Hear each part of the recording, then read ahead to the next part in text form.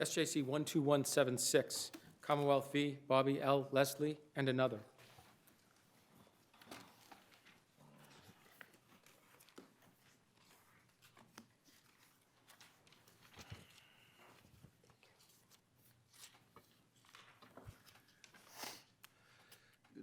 Good morning, Mr. Hillman. Morning, Your Honors. May it please the Court, Zachary Hillman on behalf of the Commonwealth.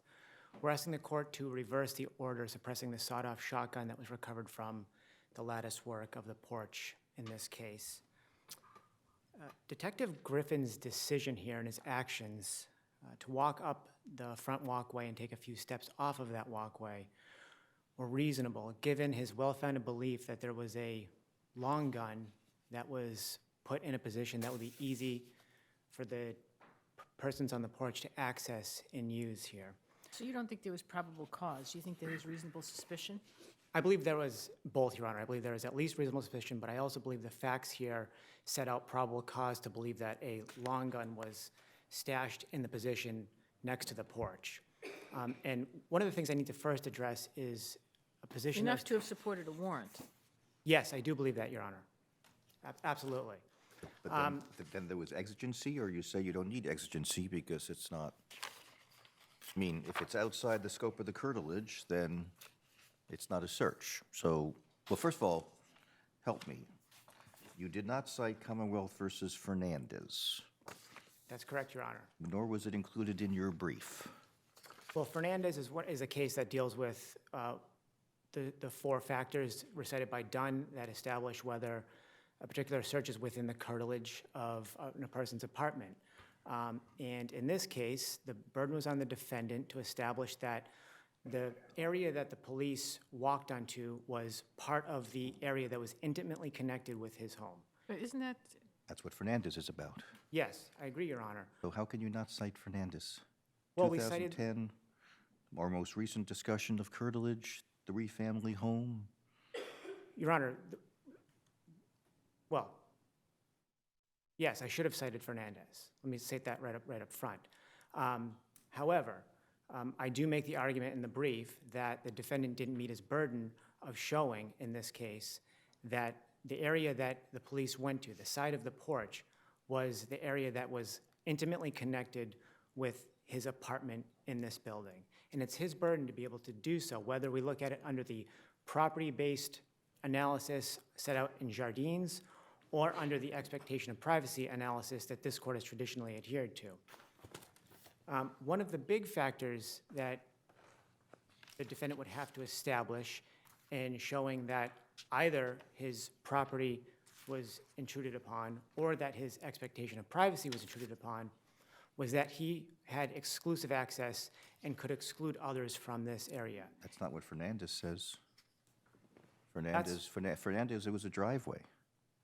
Fernandez was a driveway, but And in Fernandez, the Commonwealth wanted and needed it to be part of the curtilage because they had a warrant for the house, and they're saying, well, that covers the search of the car in the driveway, and therefore the driveway is within the curtilage, and that's what the Commonwealth's argument now was, and we set forth and said, you're right.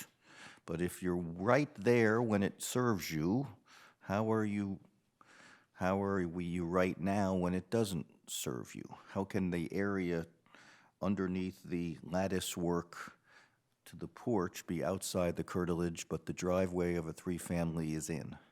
In Fernandez, it was established that the driveway was used by the defendant to the exclusion of the others. And in this case, there was no evidence that the defendant used the side of the house to the exclusion of all others, including... Is your argument on that, is your argument that all you have to do is persuade us that the curtilage doesn't include the yard part because the gun was extruding or from the lattice work, or the handle was? Yes, I think so. I think... So then there would be an in plain view? Is that what you're saying? I think or are you saying that the curtilage also doesn't include underneath the house? I'm saying in this case, the defendant didn't meet his burden of showing that this particular area where the shotgun had been stashed was within the curtilage of the house. And that has to do with exclusive use. So in a multifamily house, how do you ever show that the porch or the hallway that you walk into in the lobby to go into the first, I mean, just your typical three-decker house has a front porch, has a little entryway, and then you go into the first floor apartment, and there's a staircase. How could any of those ever not be seen as not, I mean, they're not in any tenant's exclusive use, so they're never a curtilage? They're never Your part Honor. of the area that can be, I'm not saying that, Your Honor. I'm not saying that there What- couldn't be cases where in a two-family or a three-family or in a multi-unit building, there are areas that are not within the curtilage of a particular person's apartment. And I would cite the Commonwealth versus Hall for that proposition. In Hall, it involved a unit on the first floor, I believe, that was maintained by the landlord who had exclusive access to that hallway. That would be an example. But I'm also saying that exclusive use is just one factor that this court looks at in determining whether the defendant has met his burden of showing that his home had been intruded upon, or his expectation of privacy had been intruded upon. we're looking at this poorly. Maybe we should be looking at who is excluded from the house or from the, it's not whether or not the defendant has exclusive use of portions of the building, but who else can be excluded from the building. I think that would be, again, one factor that the court could take into consideration, but that's just one factor. Here we have a area that would go through the front fence that was not locked, that, But you have to walk onto the property. I agree. Get there. I agree. I acknowledge that Got to fact. go off of, I mean, as Judge Healy, I think, says, it's going outside of the limited license to go up to the front door because you're going around the corner and looking under the thing, right? I agree, but the inquiry under Jardines and under the cases from other circuits that have considered this question has the sanctity of the defendant's property interest been intruded upon? And look at a case like United States versus Sweeney. That's out of the Seventh Circuit that was cited in the Commonwealth's brief.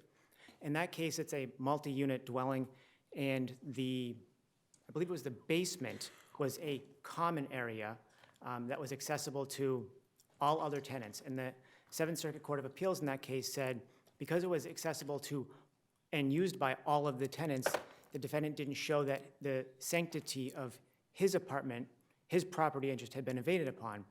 Now that came just a couple months after that very circuit had decided that the area directly in front of his apartment door was included within an area in which he had a property interest. So there are many, many factors that go into the question of whether the defendant's property interest. Isn't that what Judge Healy tried to do in the decision? Because he set out certain criteria in a multifamily situation, correct? Yes. And here, we look at the photographs that were reproduced. This is quite a small, it's not a typical three-decker. It's quite a small place in a very enclosed area, and there's a trash barrel in front of the corner where the defendant is arguably hiding this firearm, correct? Yes, I agree, Your Honor. But again, So there's really no blanket rule we could establish for a multifamily, correct? Or are you saying that any multifamily common area is fair game for the police? no, I'm saying that there is no blanket rule that this court can announce nor should it in this case. Every case has to be decided on its own facts. It's the defendant's burden to show that his privacy interest, his property interest had been intruded upon, and he didn't meet his burden in this case. But where do you draw the line then? Because does that mean that in every multifamily dwelling, the police can just walk up and look around the house?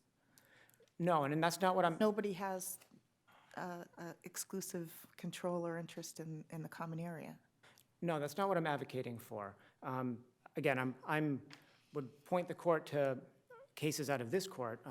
Again, Hall, Montanez is another court in which another case in which this court had said, certainly a tenant can have an expectation of privacy when it was looking at the case under an expectation of privacy analysis, where tenant takes steps to set out exclusive use in the area.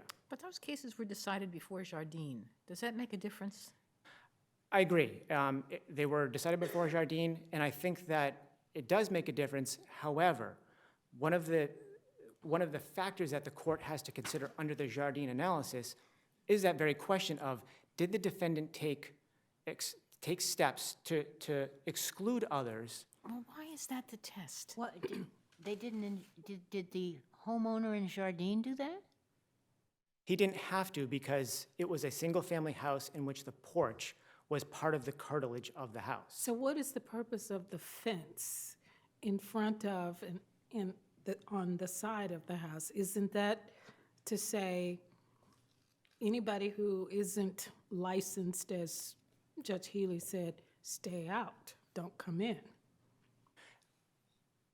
Yes, I think that is a factor that weighs in favor of a property interest. However, the gate here wasn't locked. The officers and any person going to the front of that house would be entitled to go through that fence. And I know that there wasn't a fence that blocked off. Isn't that the Jardine analysis, though? Because Justice Scalia says if you're I think he said the person, the Girl Scout or someone, UPS person, they can walk up the driveway, certainly, in the walkway and go to the front door. Anybody can do that. The police can do that. If they're serving a summons, that's fine. But once you deviate from that path, you start snooping around the corner of the porch, you no longer have the same license that the UPS person and the Girl Scout has. Trick-or-treaters, too. Trick-or-treater, I'm sorry. Trick-or-treaters, yes, Yeah. yes. I knew there was something colorful that I missed. But that takes that looks at the question through the eyes of a single family residence in which the person who owns the property owner has the right to exclude all But others if from that. I mean, this sort of goes to Justice Kagan's concurring opinion in Jardine, but if I'm a tenant in a small three-family house, I do not expect the police to be snooping around under the porch of the house. I mean, or the basement. I think that's unreasonable to think that I have to expect that because there are 3 units in that house? Well, there's 3 units in that house, but also, if you're a tenant, you can't expect other tenants to be down in that area, looking around in that area, finding that shotgun, and then alerting the police to come and Well, if they recover the did firearm that, from that would be a different case. That's not what happened here. It's not, you hadn't, it seems to me that there's a difference between other people who have the same rights that you do as a tenant. To use the basement, to use the front porch, to stash things in the side of the lattice work. It's different than excluding the world, who doesn't have those rights. And I'm not sure our analyses have taken that into account so far. So far, they have not. I agree. I mean, this is kind of a new ground here based on what happened in Jardines and the decision in Jardines. Right. But I would urge the court to look at the factors that have been set out in the Sweeney case from the Seventh Circuit. Because, again, exclusive use is just one factor, but it's a factor that does play into the analysis of whether the defendant's property interest had been intruded upon. And that's what Judge, I don't want to be repetitive, but that's what Judge Healy did in this case, right? He set out some factors. Yeah. Tried to draw some lines and found, in this case, there was a legitimate expectation of privacy. He did, and our position is obviously that Right. he made an So error in that decision. if you were right, could the police then have a surveillance officer sitting precisely in that corner of the porch area and just stand there because it's outside the curtilage? Yes. Yes. Yes. But again, there could be a situation where the defendant. How about a camera? Could they put a stationary camera there because it's outside the scope of the curtilage? If it's outside an area in which a person does not have a property interest, then no search has occurred. Now, that doesn't mean that the landlord doesn't have an interest in that area and could prohibit the police from doing so. And we only get here if we find there's no probable cause. Yes, I think the court doesn't have to consider this question if it finds that there's probable cause and exigent circumstances here. And I would just point out, I see my time is running very short, I've laid out all of the factors that we believe set out probable cause in this case. Probable cause to believe that there was specifically a long gun in that corner that had been stashed there by the defendant for easy use. And then the exigent, and then do you also, what about exigent circumstances? Yes, the exigent circumstances come from the very fact that, as Detective Griffin testified, this weapon was placed in an area that would be able to be easily accessed for quick use. So the exigency here is that there's a firearm that is easily accessible by the defendant should they need it to go down there, pull it, and use it.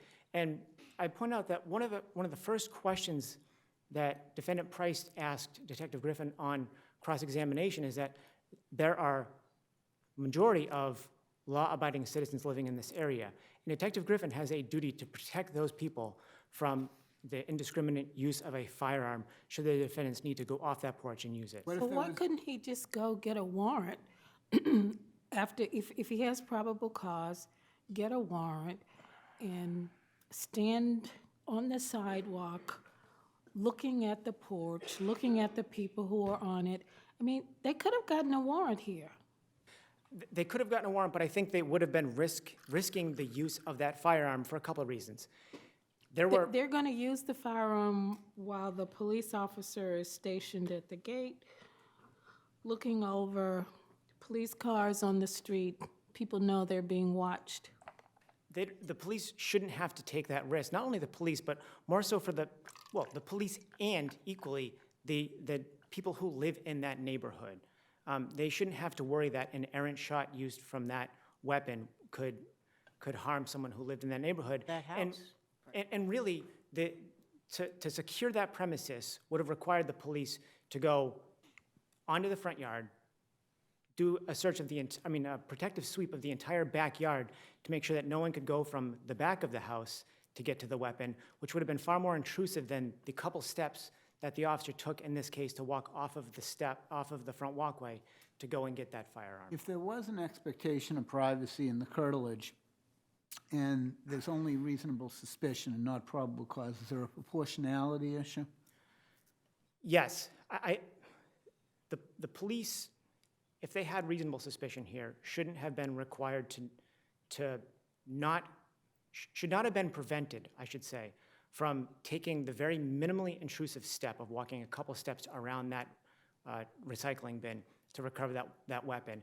This court has recognized that when police have reasonable suspicion, they can look into a person's bag if they believe a weapon could be there. They can frisk a car. There's an appeals court case, I believe it's Samuel. But they can't walk into their home. I'm in Samuel, which is an appeals court case that's cited in the Commonwealth's brief. The police did walk into the house and they searched underneath the pillow where they had reasonable suspicion to believe a firearm was. And again, it's all proportional. The touchstone here is reasonableness. And where the police had reason to believe that there was a firearm within easy access, and they took the minimally intrusive step of walking a couple steps around a recycling bin to confirm or dispel that suspicion, then I would suggest that it's not unreasonable under our case law. Okay, thank you. Thank you.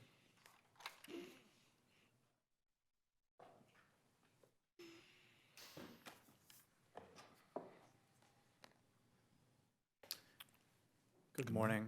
May it please the court, Patrick Levin on behalf of Bobby Leslie. I'd like to begin with a question that Justice Gaziano asked. I don't think there's going to be a blanket rule for multifamily houses, but I do think that this court can set forth. I think you suggest one in your brief, though, don't you? I think there's a difference between a blanket rule and a bright line that will provide guidance to the police and the public. And that bright line is straightforward, and it's one that's applied in many other contexts, and it's that in the absence of either a warrant or some recognized exception to the warrant requirement, a police officer investigating a crime can do exactly what a member of the general public is entitled to do and no more. If a police officer wants to do something that you or I would not be allowed to do in order to conduct his investigation, he needs some kind of legal justification for that. And in Jardines, the Supreme Court made clear that that is true regardless of whether a reasonable expectation of privacy exists. The Jardines case shows us that a police officer cannot go into the curtilage of someone's home without either a warrant or an invitation, either explicit or implicit. And neither of those was present in this case. And so how do we decide what is a curtilage in a multifamily situation? Well, Your Honor, two things to say about that. The first being that the front porch and the yard of a residential house is sort of a quintessential example of curtilage. These are areas where people live their lives, and that's what curtilage is. And that's so evident that the Supreme Court didn't even conduct an analysis of the question in Jardines. Does Jardines change our case law? I mean, it seems to me that under Straw and some of the other cases, that would have been a violation anyway. That's correct under Straw, although Straw was a single-family house. Right. But does- what Jardines reveals is that there has been an oversight in this court's cases, which is that for the most part, the cases are perfectly sound as far as they go, in terms of there may not be a reasonable expectation of privacy all the time in common areas of multifamily houses because other tenants and their guests pass through those areas. But that doesn't mean that therefore those areas aren't part of the curtilage. That's what we learned from Jardines, because in Jardines, the front walkway and the front porch are similarly areas where there's no reasonable expectation of privacy because they're plainly visible from the street and because visitors regularly pass through them. And in this court's prior cases, what this court has said is that that fact by itself means that those types of areas are not curtilage. And so it's clear from Jardines that this court, although the reasonable expectation of privacy analyses in those cases are sound as far as they go, that doesn't answer the question of whether an area is part of the curtilage. Yeah. So it's really sort of what you're saying, I think, is that curtilage or not is an independent question, totally separate from whether you can, in Montanez, put something in the ceiling of a multifamily house or whatever. Yes, I mean, that's right. It has a life of its own. And so what I'm urging this court to do is simply to hold that Justice Jackson was correct in his concurring opinion in United States versus McDonald, that every tenant in a multifamily dwelling has a constitutionally protected interest in the security and the integrity of the building where he lives. And so therefore, any area in a multifamily dwelling that is not open to members of the general public essentially is part of the curtilage of every one of those tenants. You don't have to go that far, though. I don't have to, but I would urge But you this do, court but we don't to have to go protect that the far. interests, the constitutional interests of people who live in apartment buildings and condominiums. So in other words, the cases that would suggest that, putting something in the basement or other areas where tenants, other than the person in question, have access are no longer good. That's right. And so I argue that cases like Thomas and Simmons and McDonald, that the reasoning of those cases is undermined by Jardines. And Thomas, I would argue, simply was wrong when it was decided. And this court should revisit that holding. So if the police suspect someone's dealing drugs out of an apartment building that has 20 units and there's a parking lot associated with that that's rather large, is it your position that the police can't go into the parking lot? So that's the McDonald case, essentially. And what I would say is the bottom line holding of that case probably is correct. That's an area, more or less, that's an area where you would expect members of the public to go. This is going to be, unless it's sort of fenced off or something in a way that would announce to the world that you're not allowed to walk through here. That a large parking lot is an area, and bottom line is a basic reasonableness analysis of a kind that this court is very familiar with, that if the police reasonably believe that this is an area that is publicly open, that they're welcome to go there. But you say, so you would say Montanez actually is wrong? Yes, Montanez, I would say, is wrong. And if you had a skyscraper, one of those huge housing developments in Cambridge along Fresh Pond Parkway, and there are reports that there is, multiple drug stashes in this common basement, and a tenant lets somebody in, a police in, no good. That's fine, because the tenant is empowered to let a visitor into the building. Or doesn't. And the police they have no right to go, if they get into the building. That's right. If no they right enter to the go. building unlawfully, then that is a constitutional violation. That's my argument.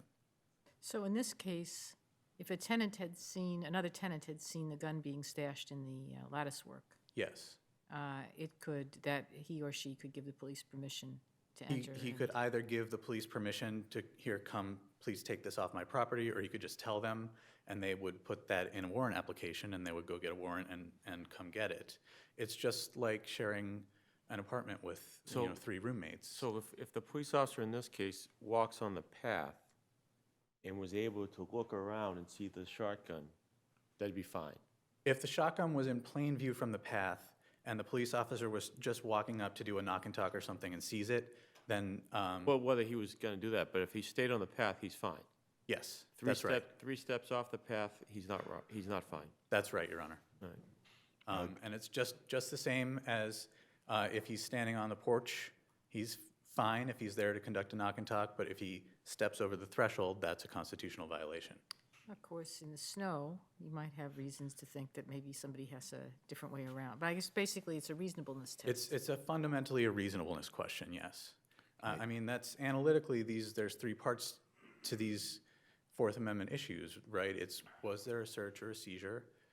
Was it a search or seizure of constitutionally protected person, house, a paper or effect, and was it reasonable?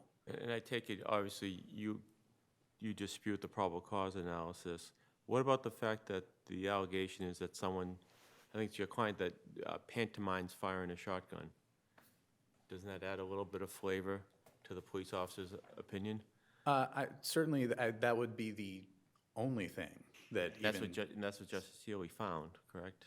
He credits that.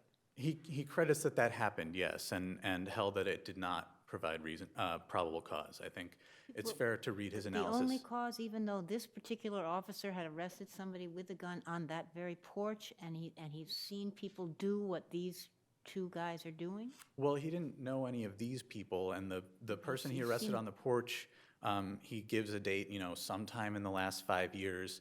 Doesn't even testify that person actually lived in that house. It appears from the testimony that he ran onto the porch and couldn't get into the house and threw the gun away. In any event, even the police officer and the prosecutor below did not claim that there was probable cause. The officer testified that he wanted to conduct an FIO, which suggests he knew there wasn't probable cause. We know there's an objective standard, but what about reasonable and articulable suspicion? If there was, is there any proportionality argument for the defendant? The curtilage is entitled to precisely the same protection as the rest of the home. You can't enter a home on reasonable suspicion. You need probable cause and exigent circumstances or a warrant. Now, Judge Healy found within the past 5 or so years, I'm reading from his decision, Detective Griffin had arrested a person for a gun offense at a house at Everton Street and Geneva Avenue. He did not find it was on that house. Oh, I thought I read that in the Is brief. that what the evidence plainly, is it fair to read what he said to say that it was that porch? I don't recall the precise testimony. My impression was that he was indicating it was the same house. 52. Yeah, I think so. If there are no more questions from the court, I'll let Attorney Miles take over. Okay, thank you.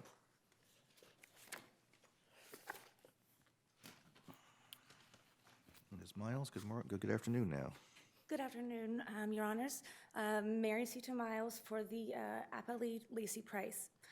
This defendant asks that this court uphold the motion judge's ruling that Officer Griffin's search of the side yard and front porch violated Mr. Price's constitutional rights against unreasonable search and seizure. Basically, my argument is a very straightforward one, actually. If this court disagrees with my brother and does not want to find a bright line rule that all common areas that are not open to the public are not accessible to government intrusion, I say that using the language enumerated or discussed by Justice Scalia, the factors enumerated in United States v. Dunn, as well as Fernandez and Perez, that this side yard and porch area are within the curtilage of Mr. Price's home.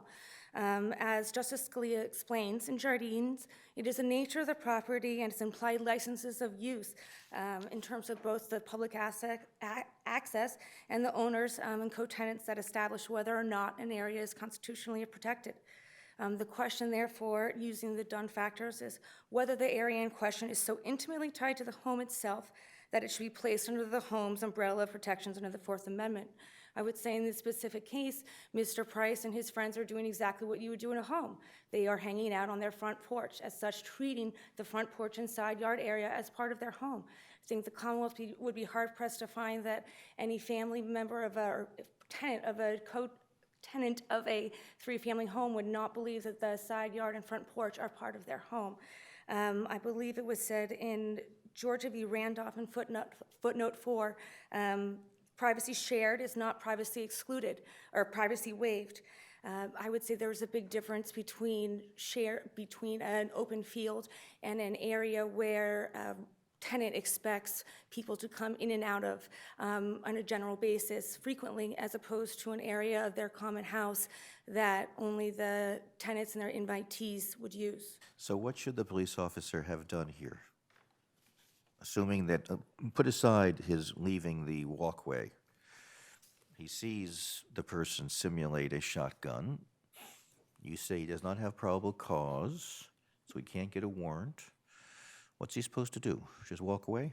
Well, I'm not really quite sure we know, because this was not addressed by the prosecutor. There was no evidence of any sort of, or if there was any exigency, we don't know because there was no testimony regarding.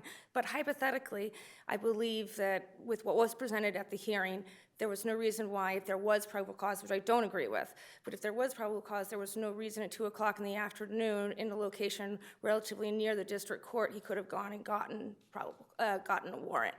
There were numerous officers on the street on routine patrol that day.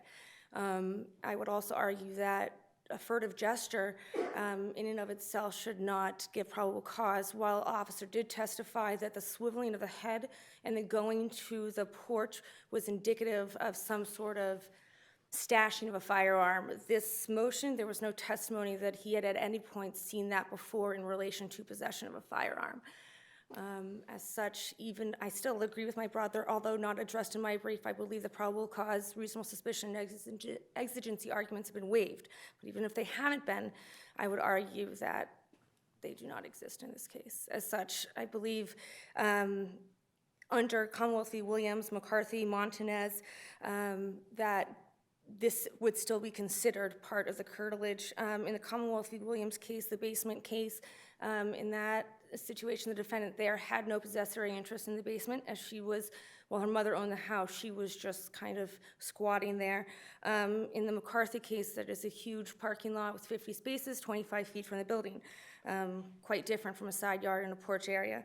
In the Montanez case, while my brother argues that that should be reversed, I say if this court doesn't choose to reverse that case, I would argue that looking at the nature and the use of a walkway or compartment in the ceiling, one would not expect that that would be free from governmental intrusion, even though it is in a hallway. It is not used as an extension of the home, I would So if argue. there's an expectation of privacy, that there's reasonable and articulable suspicion, is the response proportional to just take a look and see if there is something dangerous there before moving on to any next steps? I don't argue that it's not proportional. There was no Terry frisk of a home. At that point, especially with the gentleman sitting there, there was no reason why he couldn't have asked the gentleman if there's anything underneath there, if we're talking about a practical situation. Even more practical, if he really believed there was probable cause, which it was clear from the record he didn't, he believed he was just conducting a field investigatory observation. But if he thinks there's reasonable articulable suspicion based on what he saw, the prudent thing to do under the Constitution would be to walk away and say, I hope my calibration of probable cause and reasonable articulable suspicion was right because I can't go get a warrant? Yes, because that is what's required. There's no reason the officers couldn't, well, again, we don't know because there was no testimony, this wasn't addressed in the lower court. But from what we do know, there was no reason that the other officers just couldn't hang out there. There was no reason to suspect that they were going to imminently use it. There was no testimony of recent gang retaliation or any testimony like that. So there was no reason that the officers couldn't just stay by 52 Everton and Officer Griffin go down the street and get a warrant. That is what he's constitutionally required to. Can't get a warrant on probable cause, though. Well, he would need to Without get- probable cause. Correct. And So if there's reasonable articulable suspicion and you have to take a few steps into the curtilage, is there a proportionality problem with doing that, or do you just walk away and say, well, there's reasonable articulable suspicion, there's a shotgun there, but never mind? the courts and the United States Constitution, the Declaration of Rights requires probable cause. There is no firearm exception to the probable cause requirement. This court has held that numerous times. So I'd say that's, I don't want to see neither here nor there, but he needs probable cause and exigency in order to enter that area without a warrant. And if there's no other issues, I'll rest on my brief. Thank you, Your Honors. Thank you.